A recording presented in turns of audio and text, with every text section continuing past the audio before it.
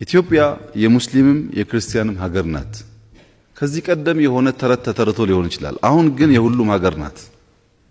ካሁን በኋላ ሙስሊም እኛ ሁለተኛ ዜጋ ነን፣ እኛ እየተገፋን ነው ማለት የለበትም። ትክክል አይደለም። ይሄ ከሀገርህ ማን ነው የሚገፋ?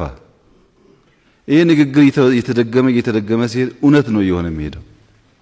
ትክክል አይደለም። ሀገራችሁ ነው፣ የሚገባችሁ መጠየቅ መብታችሁ ነው። ከሌሎች ወንድሞቻችሁ ጋር በሰላም መኖር መብታችሁ ነው። አሁንም እንደ ድሮ ግን እኛ ሁለተኛ ነን፣ እኛ የተገፋን ነን ለማን ነው እየነገራችሁ ያላችሁት? ይሄ ንግግር እኮ ነው የቆየ እውነት እየሆነ የሚሄደው።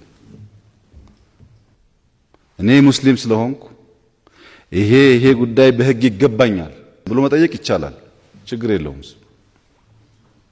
ሌላው ቋንቋ ግን ናሬሽን ስለሆነ እያበላሸን ያለው፣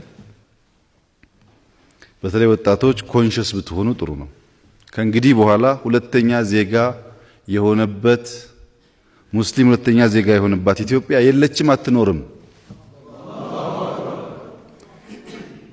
ኢትዮጵያ በኢትዮጵያ የተወለዱና ያደጉ በልዩ ልዩ ምክንያት የኢትዮጵያ ፓስፖርት ያገኙ የትኛውም እምነት የሚከተሉ ሰዎች ሀገር ናት። በእኩል ታገለግላለች፣ በእኩል ካገለገለች ትኖራለች። ካላገለገለች ኢትዮጵያ የሚለውን ስም ማስቀጠል አትችልም። ምክንያቱም እንዳላችሁት ግማሽ አካሏን ጥላ ኢትዮጵያ ልትሆን አትችልም።